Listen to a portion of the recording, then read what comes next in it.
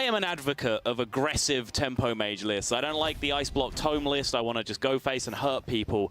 I've never gone as far as to put Leroy Jenkins in my tempo mage. I mean, that's commitment, and we'll get into talking about some of these other lists a little bit later on and how aggressive they really are. But we're going to open up here with Shaman versus Rogue, and this Shaman, as you pointed out, this is not this new mid-range Shaman. Let's put stuff on the board, like hey, nice slow game. Like this Shaman, to your point, comes to hurt people. Yep. And Rogue is exactly what you want to be going up against. Oh yeah, I mean this is one of the decks that kept Rogue out of the meta for a very long time. Just the threat of aggro shaman running into them, they essentially cannot beat the card Doomhammer. They just lose straight up to that card. They cannot deal with the amount of damage that it outputs. So Rojom definitely putting himself in a strong position right off the bat here with the shaman into the Rogue.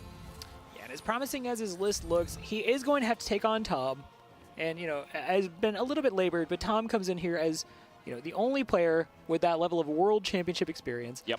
Obviously had a great looking run in 2014 until D2 cast him down and smote his ruins upon the mountainside. Yeah.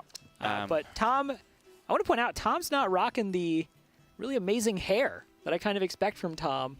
The almost Frodan-esque, sans all the weird colors. Yeah. Yeah, it's very tame. Yeah, it does seems to have dialed it back a little bit here, but yeah, as you mentioned, Tom, definitely one of the most experienced tournament players. Just stopped short by the might that is D2 before D2 tried his hand to casting and decided that he would allow the rest of Asia a chance at dominance. He was stopped on his run through to BlizzCon, but now Tom60229, a player that I know very well from his involvement in some of the UK tournament scenes, is perhaps the favorite to win this tournament, but does have a tough matchup in front of him game one here against the Shaman.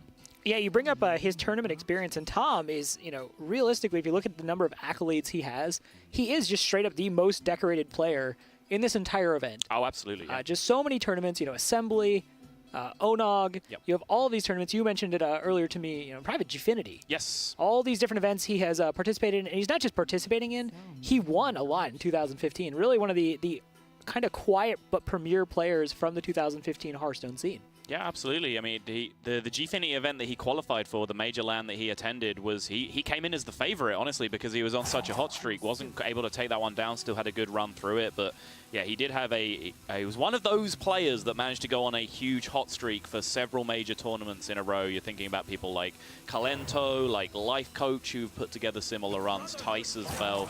Tom60229 was one of those people at one point in Hearthstone's history. I'd just like to call him Tom. Tom 60229. I just go with Tom. The official title. All right, cool. Ooh, how thematic. Off the Maelstrom portal, getting the Trog, and looking at what Rojom brought in this deck. So still very much that same aggressive shaman that you love or hated depending upon your ranked play experience. Yep. Prior to balance changes, but some noticeable differences. No Tuskar Totemic, no Rockbiter weapon. You brought it up earlier, teched in the old Elemental Destruction, that when that card first came in, it was like the reset button on the board. Yep. And then you just went back to like killing people. Yeah, it was an inclusion that a lot of people were mystified by at first, but a huge board nuke like that in an aggro deck is beneficial because you essentially set the board back to a 0 state and then start the race all over again. And then as the aggro deck, the deck that is built to draw damage every turn, that race is so heavily tilted in your favor that it very, very often works out.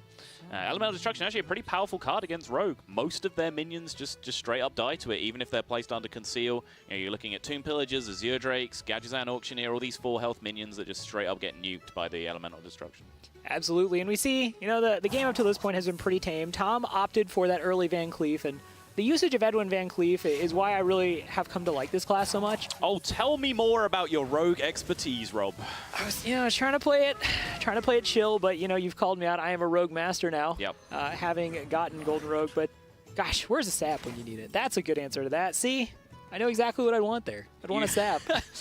You do need a sap, not just want, you require a sap. It's a necessity to your existence. Doesn't have it. If this 7/7 connects to the face, that is a huge snowball effect for Rojom here to be able to push through damage. Has Ancestral Knowledge and a Tunnel Trog to follow this up on the next turn, and Tom's hand is just really clunky in this situation. He hasn't really got early preps going. He hasn't had the backstab SI business to really fight for the board aggressively.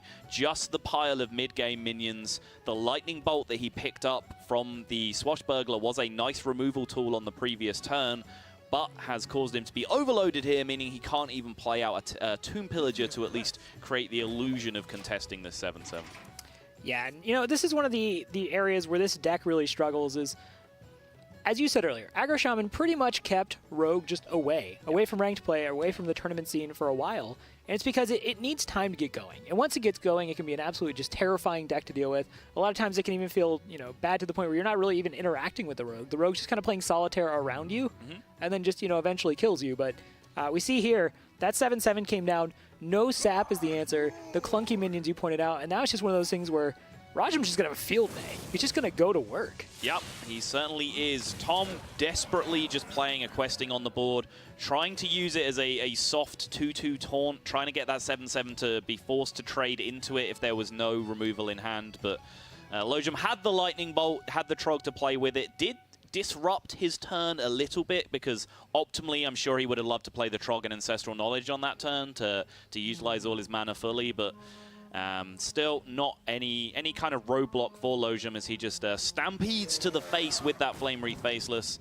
And Tom, okay, backstab is at least a little bit of relief, but the Flame Wreath Faceless is going to pound away. And despite Rojom looking slightly frustrated with that top-decked backstab, I don't think he has too much position to complain based on his current board state right now. No, that's a pretty strong board. Two 4-mana 7/7s just pounding away. And look, you haven't seen the first zap, and you just saw the card that came off the Azure Drake, so probably feeling pretty confident about just jamming down that second one and just keep hitting him in the face. You've got Ancestral Knowledge, you're going to draw some cards, you've got the Lava Burst in hand, you've even got the Elemental Destruction if you just want to reset the board. To your point, pretty much just kills all the Rogue's minions. Yeah, and it would have to be some absolute auctioneer nonsense this turn. Like you said, Sap has been ruled out on the previous couple of turns. One of the cards that could be Sap, aka the card drawn off the Drake last turn, was not because you saw it cast, so it would have to be auctioneer into preparation, into draw Sap immediately, that kind of thing. So short of that, Tom is going to deeply gaze into the soul of his hand and try and find an answer that just doesn't exist right now. Yeah, that is the face of a man who's staring down two 4-mana 7/7s and has no answer. And, you know, may just try to put something down like the Auctioneer again, just to act as that soft taunt, but gonna go ahead and just send the Drake with the Cold Blood. It looks like he's, is he just, oh wow, he's just kind of going for it. Yep, I mean, this is the best play he can make. It gives him, it puts him on a clock of needing 12 additional damage on the following turn, and he has Leroy Jenkins, which is essentially 7, 6 from it itself, and then an additional 6 from itself, and then the additional 1 from buffing the Questing Adventurer, but it's all a